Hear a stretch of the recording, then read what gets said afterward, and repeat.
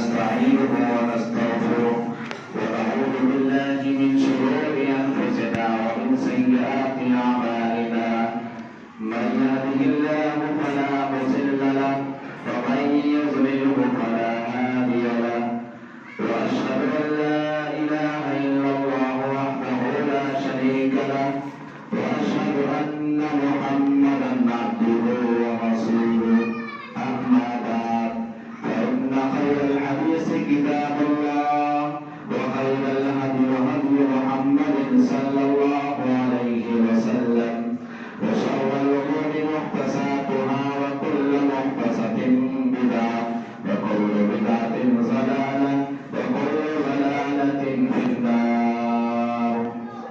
أعوذ بالله من الشيطان الرجيم. بسم الله الرحمن الرحيم. يا أيها الناس اعبدوا ربكم الذي خلقكم والذين من قبلكم لعلكم تتقون.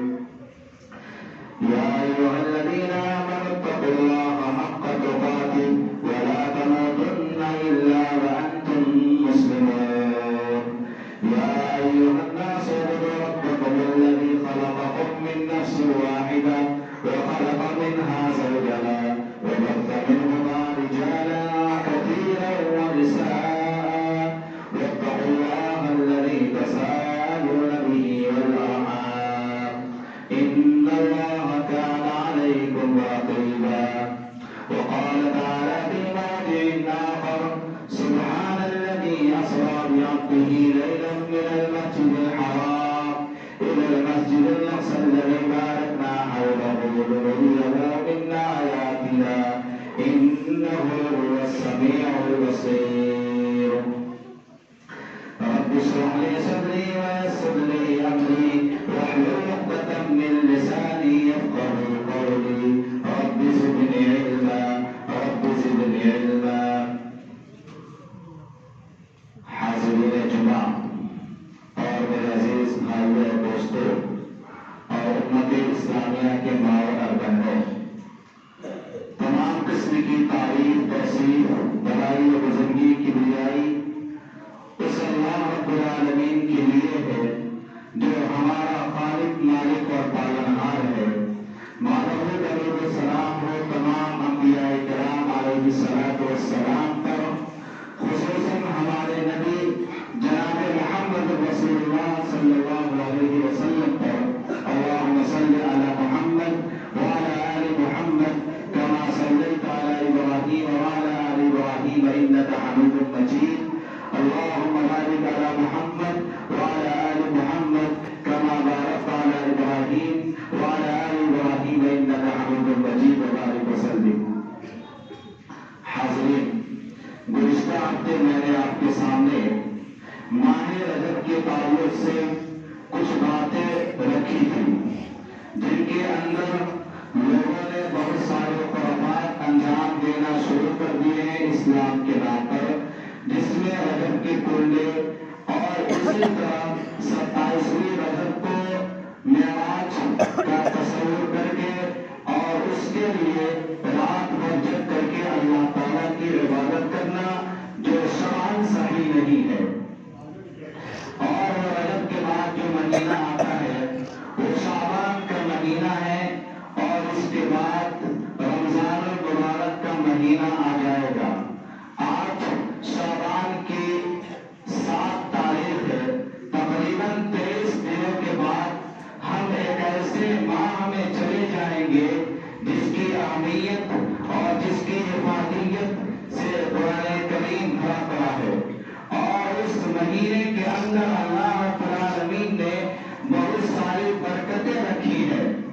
لیکن عجیب اتفاق یہ ہے کہ اس مہینے سے پہلے جو 2 مہینہ ہے اس کے اندر امت اسلامیہ کے بہت سے ایسے لوگ نہ جانے کون کون سے اسلام کے نام پر، دین کے نام پر اور امت اسلامیہ کو منتشر کرنے کے لیے الگ الگ گروہوں میں بانٹنے کے لیے ایسے ایسے کام جو ہے کیے جا رہے ہیں جس سے امت کے اندر جو ہے انتشار پیدا ہو رہا ہے، جس سے امت کے اندر اختلاف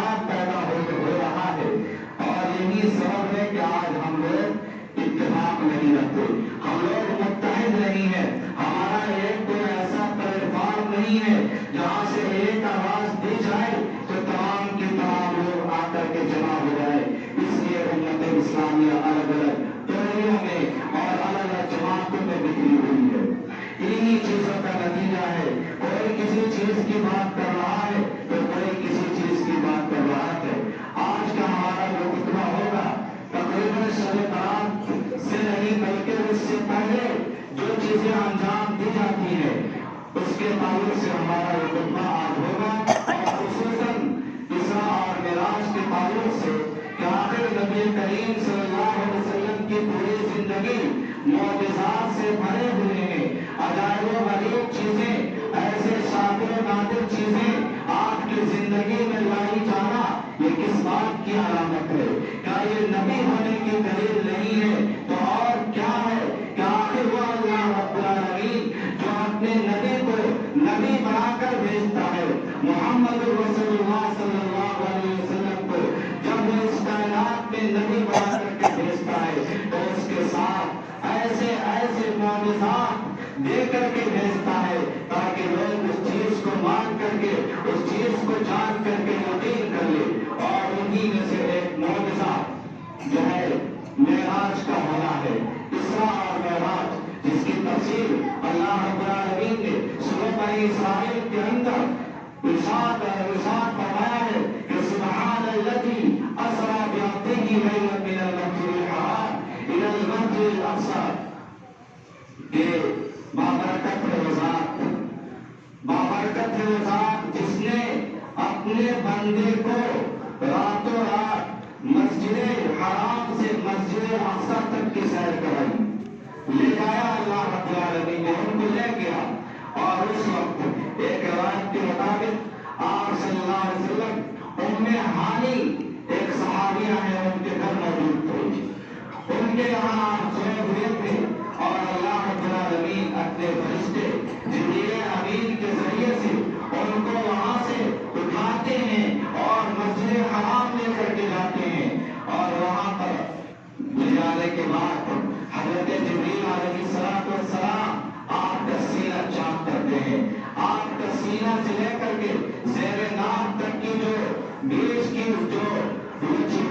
کی جو ہڈیاں ہیں اس کو الگ الگ کرتے ہیں اور پھر دل کو نکالتے ہیں اور ایک سونے کے تشتری میں رکھتے ہیں، ایک سونے کے پلیٹ میں رکھتے ہیں اور پھر اس کو زمزم کے پانی سے دھویا جاتا ہے. دھونے کے بعد آپ کے اندر اس دل کے اندر اسلام، ایمان اور احسان کی باتیں پیش کر دی جاتی ہے. پھر یہ مرحلہ ہونے کے بعد آپ کو ایک سواری لائی جاتی ہے جسے برباد کے نام سے جانا جاتا ہے. اور یہ برباد ایک جانور کی قسم ہے جو کھچر سے تھوڑا بڑا اور گدھا سے تھوڑا چھوٹا اس طرح کے جانور لایا جاتا ہے. اور حضرت جبریل علیہ السلام اللہ کے رسول صلی اللہ علیہ وسلم کو اس پر سوار کرتے ہیں. سوار کرنے کے بعد پھر ان کو راتری کے اندر مسجد اقصی جو فلسطین کے اندر موجود ہے وہاں پر لے جاتے ہیں. اور وہاں جب نبی کریم صلی اللہ علیہ وسلم پہنچتے ہیں تو دیکھتے ہیں کہ انبیاء کرام علیہ السلام کی پوری جماعت یہاں موجود ہے. پھر ان کو نماز پڑھاتے ہیں. پھر وہاں سے نماز پڑھانے کے بعد اب مرحلہ آتا ہے کہ حضرت جبریل علیہ السلام ان کو لے کر کے اس اللہ رب العالمین کی طرف لے جائیں جو اللہ رب العالمین اپنے محبوب بندے کو اپنی طرف بلانا چاہتا ہے. حضرت جبریل علیہ السلام نبی کریم صلی اللہ علیہ وسلم کو لے کر کے جب پہلے آسمان پر پہنچتے ہیں تو وہاں جا کر کے آواز دیتے ہیں. فرشتے سے کہتے ہیں کہ دروازہ کھولیے. فرشتہ پوچھتا ہے کہ آپ کون ہیں؟ جبریل کہتے ہیں کہ انا جبریل، میں جبریل علیہ السلام ہوں. پھر فرشتہ کہتا ہے میں وہاں کا آپ کے ساتھ کوئی ہے؟ حضرت جبریل علیہ السلام کہتے ہیں کہ میرے ساتھ محمد رسول اللہ صلی اللہ علیہ وسلم بھی موجود ہے. پھر فرشتہ ان سے سوال کرتا ہے کہ کیا ان کو اللہ رب العالمین نے بلایا ہے؟ حضرت جبریل کہتے ہیں کہ ہاں، اس بندے کو، اس رسول کو اللہ رب العالمین نے بلایا ہے، اس کے حکم سے یہ آئے ہوئے ہیں. تب اس کے بعد بعد میں وہ گیٹ کا دروازہ کھولتا ہے، وہ گیٹ اوپن کی جاتی ہے اور پھر وہاں جب پہنچتے ہیں تو سب سے پہلے حضرت آدم علیہ السلام سے ملاقات ہوتی ہے۔ یہاں ذرا سا غور کرنے کی بات یہ ہے کہ ایک آدمی جس کے بارے میں تمام فرشتے بھی اس پر درود بھیجتے ہیں، تمام امت اسلامیہ بھی درود بھیجتے ہیں اور خود اللہ رب العالمین بھی درود بھیجتا ہے اس نبی پر۔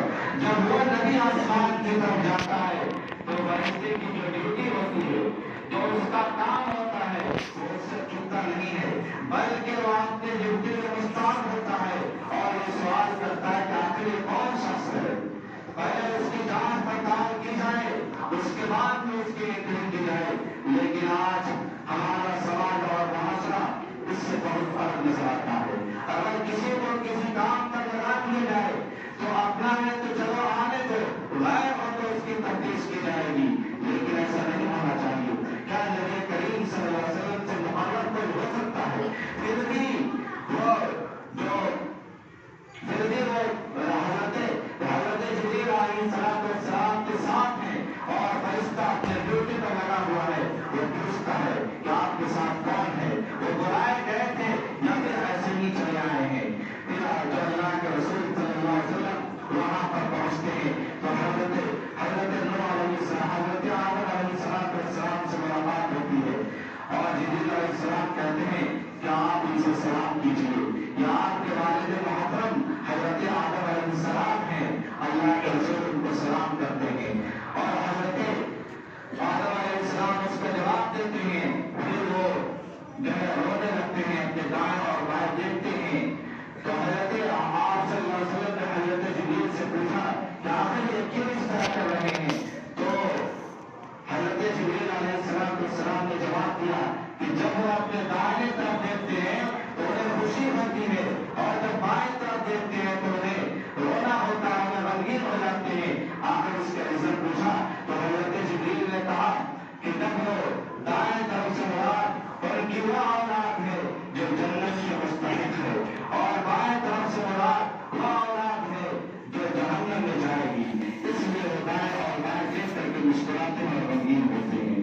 پھر اس کے بعد میں حضرت جبریل علیہ السلام آپ صلی اللہ علیہ وسلم کو لے کر دوسرے آسمان پر پہنچتے ہیں۔ پھر وہاں بھی یہی سوال ہوتا ہے جو پہلے آسمان پر ہوا تھا، جو فرشتہ جو مقرر ہے وہاں پر وہیں پھر سوال کرتا ہے کہ آپ کون ہے، آپ کے ساتھ کون ہے، بلایا گیا تھا یا نہیں بلایا گیا تھا؟ گویا کہ ساتویں آسمان تک اس طرح کے سوالات اور جوابات ہوتے رہتے ہیں۔ دوسرے آسمان پر حضرت عیسیٰ علیہ السلام سے ملاقات ہوتی ہے، پھر ان کو سلام کرتے ہیں اور ان کا استقبال کرتے ہیں اور مرحبا کا گلدستہ پیش کرتے ہیں۔ پھر اس سے آگے بڑھتے ہیں تو تیسرے آسمان پر جب پہنچتے ہیں تو حضرت یوسف علیہ السلام سے ملاقات ہوتی ہے۔ پھر وہاں بھی اسی طرح کے کلمات جو ہے ان کے سامنے ہوتے ہیں، سوال و جواب ہوتا ہے، سلام کرتے ہیں، پھر جواب دیتے ہیں، پھر اس پر سلامتی کی دعا کرتے ہیں۔ پھر حضرت جبریل علیہ السلام چوتھے آسمان پر لے کر کے پہنچتے ہیں، وہاں پر حضرت ادریس علیہ السلام سے ملاقات ہوتی ہے۔ وہاں بھی یہی کیا جاتا ہے جو پہلے اور دوسرے اور تیسرے آسمان پر کیا گیا۔ جب اس کے بعد میں پانچویں آسمان پر ان کو لے کر کے پہنچتے ہیں حضرت جبریل علیہ السلام، تو وہاں پر حضرت ہارون علیہ السلام سے ملاقات ہوتی ہے۔ پھر وہاں بھی حضرت جبریل کہتے ہیں کہ آپ ان سے سلام کیجیے، وہ جواب دیتے ہیں۔ پھر حضرت جبریل علیہ السلام وہاں سے لے کر کے چھٹے آسمان پر پہنچتے ہیں۔ جب چھٹے آسمان پر پہنچتے ہیں تو وہاں ملاقات ہوتی ہے حضرت موسیٰ علیہ السلام سے۔ وہاں حضرت موسیٰ علیہ السلام سے جب ملاقات ہوتی ہے تو دعا سلام کے بعد حضرت موسیٰ علیہ السلام جو ہے رونے لگتے ہیں۔ آخر اللہ کے رسول نے پوچھا کہ اے موسیٰ آپ کیوں رو رہے ہیں، کیا وجہ ہے؟ تو وہ جواب دیتے ہیں کہ نبی کریم صلی اللہ علیہ وسلم میں صرف اس بات سے رو رہا ہوں کہ میری امت، میرے بعد میں آنے والے آپ ہیں، لیکن آپ کی امت بہت زیادہ جو ہے جنت میں داخل ہوگی اور میری امت کے لوگ بہت کم ہیں، اس بات سے میں رو رہا ہوں۔ پھر جب وہاں سے सातवें आसमान की तरफ जब जिब्रील अमीन वहाँ से लेकर के चलते हैं तो वहाँ पर हजरत इब्राहीम अलैहिस्सलाम से मुलाकात होती है। फिर वहाँ पर जो है उनका इस्तकबाल किया जाता है और फिर दुआ सलाम के बाद उससे आगे जब निकलते हैं तो सिदरतुल मुंतहा आता है, जहाँ पर अल्लाह रब्बुल आलमीन उसके ऊपर अर्श के ऊपर मौजूद है। वहाँ तक वो पहुँचा देते हैं और फिर जिब्रील अलैहिस्सलाम कहते हैं कि इससे जाने का मेरा नहीं है, इससे आगे मैं नहीं जा सकता। वहाँ पर अल्लाह के रसूल सल्लल्लाहु अलैहि वसल्लम कलम की आवाज सुनते हैं, वो कलम जिसके जरिए से इंसान की तहरीर लिखी जाती है, जिसके जरिए से इंसान की तमाम चीजें लिखी जाती है। और फिर वहाँ के बाद उनको जन्नत का सैर कराया जाता है। वहीं पर हज़रत आक़ा सल्लल्लाहु अलैहि वसल्लम जो है जिब्रील अमीन को उनकी असली सूरत में देखते हैं, उनकी असली शक्ल में देखते हैं। और ये दूसरी मर्तबा होता है कि आप सल्लल्लाहु अलैहि वसल्लम हज़रत जिब्रील को उनकी असली शक्ल सूरत में देखा था, जो तकरीबन 600 परों के साथ उनके 600 पर लगे हुए थे। फिर इस तरह के मुकालमात होते रहते हैं, बातचीत होती रहती है और मुख्तलिफ जगहों का सैर कराया जाता है। उसके बाद में अल्लाह के रसूल सल्लल्लाहु अलैहि वसल्लम को हज़रत जिब्रील अलैहिस्सलाम जन्नत के अंदर लेकर के जाते हैं। जब जन्नत के अंदर लेकर के जाते हैं तो नबी करीम सल्लल्लाहु अलैहि वसल्लम बहुत सारी चीजें देखते हैं, वहाँ पर नहरें देखते हैं और फिर वहीं पर आपके सामने एक प्याले के अंदर जो है शराब को और फिर दूध को पेश किया जाता है। नबी करीम सल्लल्लाहु अलैहि वसल्लम उनमें से दूध को इख्तियार करते हैं। तो इस दूध के अंदर से मुराद ये है कि आपके उम्मत में जो है एहसानमंद लोग होंगे, आपकी उम्मत में बहुत से ऐसे लोग होंगे जो बेहतर होंगे। इस तरह का मरहला तय करने के बाद वहाँ पर बहुत ही अजीब व गरीब चीजें भी दिखाई जाती है, जन्नत और जहन्नम का सैर भी कराया जाता है। और फिर जब रिटर्निंग का वक्त होता है, जब आपको वहां से लाने का वक्त होता है तो अल्लाह रब्बुल आलमीन आपको तोहमत से नवाजता है, आपको कुछ बतौर गिफ्ट देता है कि आप ले जाएं और इस गिफ्ट को मेरे बंदों के दरमियान तकसीम कर दें। अल्लाह रब्बुल आलमीन आप सल्लल्लाहु अलैहि वसल्लम को वहां पर 50 वक्त की नमाज देता है कि आप ले जाएं इस 50 वक्त की नमाज को और मेरे बंदों के दरमियान तकसीम करें और उन्हें इसका पाबंद बनाए। वो लेकर के चले आते हैं। फिर हज़रत मूसा अलैहिस्सलाम पूछते हैं कि अल्लाह के रसूल आपको क्या मिला है, आपको अल्लाह रब्बुल आलमीन ने क्या दिया है? तो अल्लाह के रसूल सल्लल्लाहु अलैहि वसल्लम जवाब देते हैं कि हज़रत मूसा अलैहिस्सलाम मुझे अल्लाह रब्बुल आलमीन ने 50 वक्त की नमाज़ें दी है।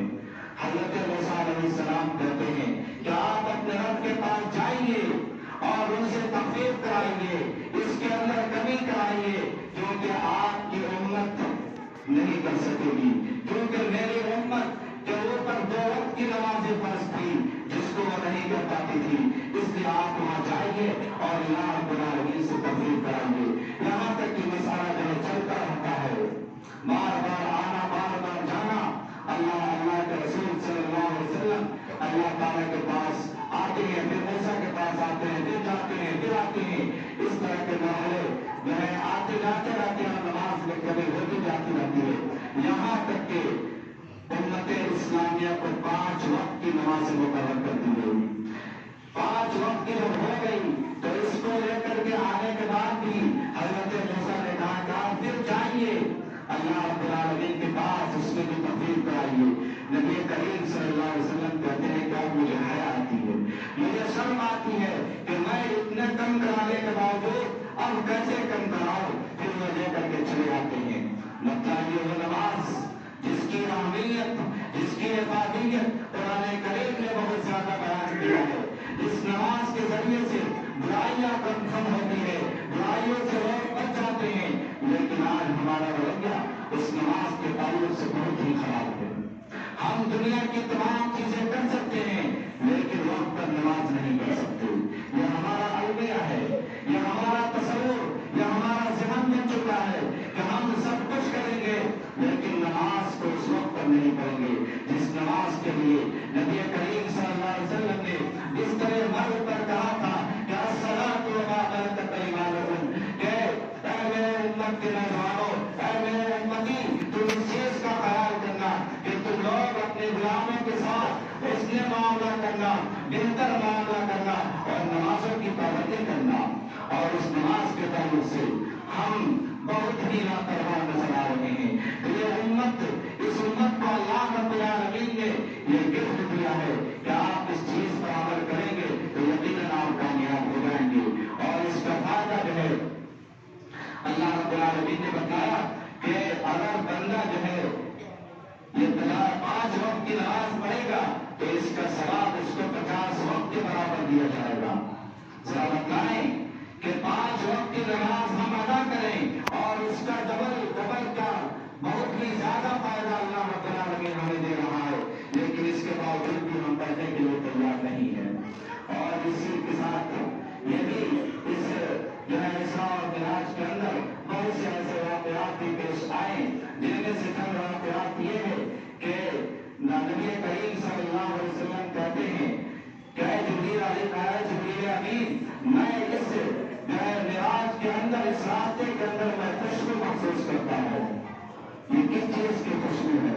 حضرت جبریل علیہ السلام ان کو جواب دیتے ہیں کہ یہ فرعون کی بیٹی کی کنگھی کرنے والی ایک خاتون کی خوشبو ہے اور اس کے بیٹے اور بیٹیوں کی خوشبو ہے۔ نبی کریم صلی اللہ علیہ وسلم کہتے ہیں کہ آخر وہ واقعہ کیا ہے؟ حضرت جبریل علیہ السلام اس واقعہ کو بیان کرتے ہیں اور کہتے ہیں کہ ایک خاتون تھی جو فرعون کی بیٹی کو کنگھی کیا کرتی تھی، اس کے بال جھاڑا کرتی تھی، لیکن اتفاق سے ایک دن جب وہ بال جھاڑ رہی تھی تو وہ کنگھی گر گیا اور اس خاتون نے کہا بسم اللہ، صرف بسم اللہ، اللہ کے نام سے۔ فرعون کی بیٹی کہتی ہے کہ یار یہ کون ہے؟ یہ خاتون یہ کون ہے جس کا تم نام لے رہی ہو؟ تو اس خاتون نے کہا کہ یہ تیرا رب ہے اور تیرے باپ کا رب ہے اور ہم سب کا رب ہے۔ وہ جا کر کے اپنے جو ہے باپ سے کہتی ہے کہ میرا بجان، یہ فلاں عورت تیرے بندی ہونے کے باوجود یہ کسی اور کا بندی ہونا چاہتی ہے، یہ کسی اور کو معبود مانتی ہے۔ فرعون اس سے پوچھتا ہے کہ کیا میرے علاوہ بھی کوئی معبود ہے؟ میرا دعویٰ ہے ربکم الاعلیٰ کہ میں سب سے بڑا رب ہوں، کیا میرے علاوہ بھی کوئی رب ہے؟ وہ خاتون کہتی ہے کہ ہاں، ایک ایسا رب ہے جو تیرا بھی رب ہے اور میرا بھی رب ہے۔ صرف یہی جملہ ہوتا ہے، اس کی وجہ سے فرعون جو ہے یا اپنے درباریوں کو حکم دیتا ہے کہ تم جو ہے ایک بڑا سا برتن لاؤ اور اس کے اندر تیل کو گرم کرو اور حکم دیتا ہے کہ اس کو اور اس کے بال بچوں کو سب کو اس کے اندر سلو دیا جائے، اس کے اندر ڈال کر کے ختم کر دو۔ یہ خاتون بالکل تیار ہو جاتی ہے، کہتی ہے مجھے کوئی پرواہ نہیں، آپ مجھے اس سے سخت کڑی سزا دیں، کوئی فکر نہیں، میں اس میں جانے کے لیے تیار ہوں۔ اسی طرح کیا جاتا ہے۔ اور پھر اسی میں یہ بھی ہے کہ جب اس کے تمام بچے کو ڈال دیا جاتا ہے، صرف ایک ایسا بچہ جو گود میں ہوتا ہے، جو ابھی دودھ پینے کے لائق ہے، اس بچے کی وجہ سے وہ خاتون پیچھے ہٹنا چاہتی ہے۔ یہ بچہ کہتا ہے اے میری امی جان، آپ بے جھجک اس میں کود پڑے، کوئی بھی ترتیبات نہیں، کیونکہ دنیا کا جو عذاب ہے وہ آخرت کے عذاب سے بہت ہلکا ہے، بہت زیادہ ہلکا ہے۔ اور وہی بچے کے بارے میں آتا ہے کہ 3 بچے ایسے تھے جو ماں کے جو گود میں گود دیے تھے، جن میں ایک کو بچہ اور دوسرا حضرت عیسیٰ علیہ السلام وہ بھی اپنے گود کے اندر بولے تھے، اور تیسرا صحابہ گود کے اندر جو واقعہ ہے اس کے اندر۔ تو اس طرح کے واقعات جب ان کو جلایا گیا اور پھر اس خاتون نے یہ کہا کہ اور بس اتنا کرنا کہ ہم تمام کی ہڈیوں کو ایک جگہ سمیٹ کر کے اور ایک کفن اور ایک جو ہے کفن کے اندر ڈال کر کے جو ہے دفن کر دینا۔ اس نے ایسا ہی کیا تھا۔ اسی طرح اس واقعے کے اندر اس معراج کے اندر ایک اور واقعہ جو ہے پیش کیا گیا، وہ یہ کہ جب اللہ کے رسول صلی اللہ علیہ وسلم نے حضرت ابراہیم علیہ السلام سے ملاقات کی تو حضرت ابراہیم علیہ السلام نے کہا تھا کہ اے میرے پیارے نبی، آپ میری امت اور آپ اپنی امت سے میرا سلام کریے گا۔ کیجیے گا، جا کر کے ان سے کہیے گا کہ ہمارے باپ دادا حضرت ابراہیم علیہ السلام ہمیں سلام کر رہے ہیں، اور سلام کرنے کے بعد ان کو بتائیے گا کہ دنیا کی زندگی آخرت کے بھی مقابل بہت ہلکا ہے، اس لیے دنیا کے اندر اپنے عمل کو، اپنے اعمال کو بہتر سے بہتر کر لو، شجرکاری کر لو، اور بہتر سے بہتر عمل کر کے آؤ گے تو یہاں بہتر چیزیں تمہیں دی جائے گی، اور اس دنیا کے اندر شجرکاری کیا جا سکتا ہے۔ سبحان اللہ والحمد للہ ولا الہ الا اللہ واللہ اکبر، یہ تین کلمات ہیں جس کے ذریعے سے ہم اپنے اعمال کو بہتر سے بہتر کر سکتے ہیں، عمدہ سے عمدہ کر سکتے ہیں۔ یہ واقعات اور یہ تین کلمات بہت ہی اہمیت کا حامل ہے۔ یہ کلمات کو اگر ہم اپنے زبان پر ورد کرتے رہیں گے، پڑھتے رہیں گے، تو اس کا بہت بڑا فائدہ ہے کہ اس کے ذریعے سے جنت کے اندر شجرکاری کی جا رہی ہے۔